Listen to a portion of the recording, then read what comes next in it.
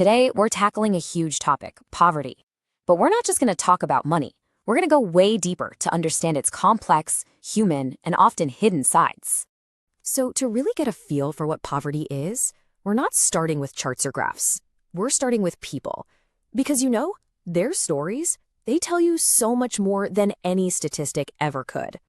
All right, so let's look at two stories that really show you the different sides of poverty. On one hand, you've got Ram Saran's family trying to make it in a city slum near Ranchi, and on the other, there's Lakasang's family facing a whole different set of challenges as landless laborers in a rural village near Meerut. So, meet Ram Saran.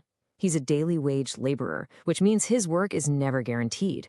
When he does find it, he earns just enough to get by. But what does getting by even mean for him? Well, it means cramming a family of 6 into a tiny one-room shack while still trying to send something, anything, back to his elderly parents. Every single rupee is a choice, and it's a choice that just never stretches far enough. Now, let's switch gears and look at Lakas Singh. His family, they don't own any land, so they have to take whatever odd jobs they can find from the big farmers. And the pay, well, sometimes it's not even cash, just a few kilos of wheat for a whole day's work. For his family of 8, things we don't even think about, like soap or oil, are a total luxury. New clothes? That's not even on the radar. His story really shows you, poverty isn't just about being hungry. It's about that loss of dignity, that loss of hope. Okay, so we've heard these really personal, really powerful stories. Now here's where it gets interesting. How do social scientists take these experiences and, build a bigger, more analytical picture of what poverty actually is? So one of the big ideas here is social exclusion. And this is so much more than just not having money. It's about being literally shut out. Imagine living in a crowded slum. You're cut off from good schools, from job opportunities, from the kinds of networks that help people get ahead. It creates this vicious cycle that's almost impossible to break out of because you're on the outside looking in.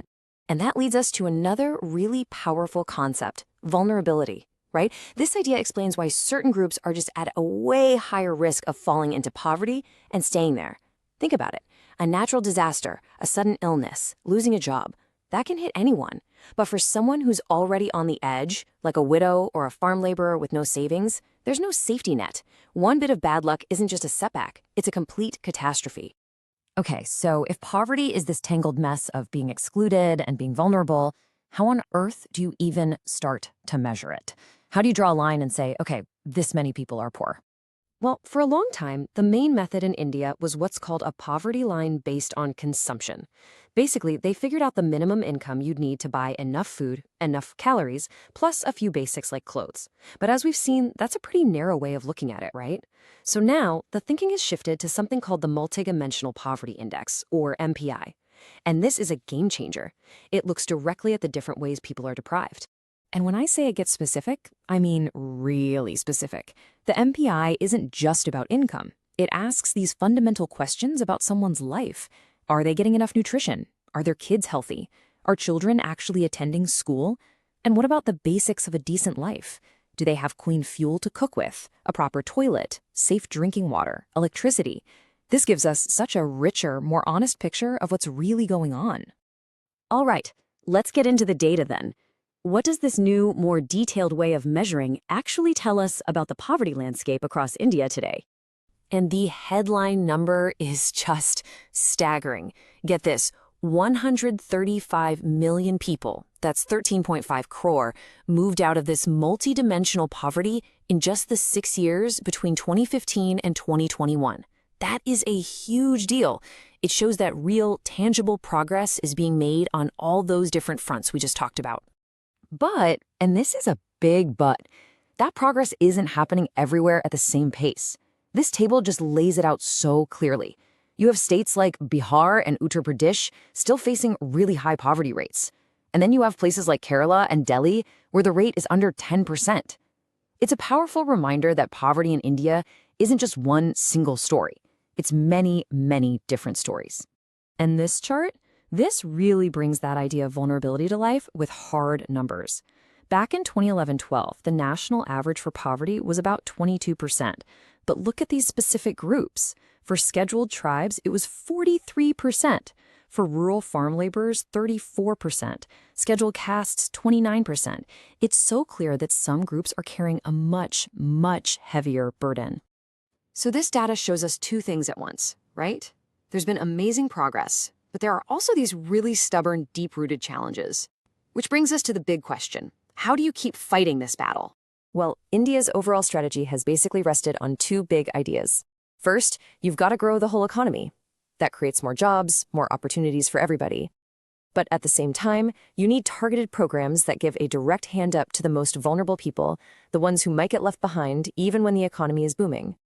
A fantastic example of one of these targeted programs is MGNREGA, the Mahatma Gandhi National Rural Employment Guarantee Act. The idea behind it is so simple but so powerful. It guarantees 100 days of paid work to every rural household that needs it.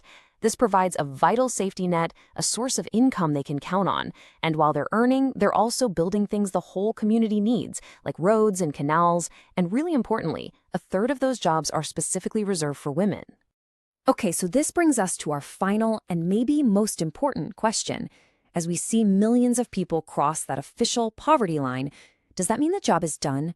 Is just surviving the same as living a life with dignity? It really makes you stop and think, doesn't it? Crossing some line on a chart is one thing, but what does it actually mean to be free from poverty? Is it really just about having enough food to eat, or is there more to it? And this is where a lot of thinkers say we need to look at what's called human poverty. This is a much bigger idea. It goes way beyond just having the bare minimum to survive. It's about having access to a decent education, to healthcare. It's about feeling secure in your job, having self-confidence. And crucially, it's about being free from the daily grind of discrimination based on your caste or gender. And that really brings us full circle to this incredible thought from Mahatma Gandhi.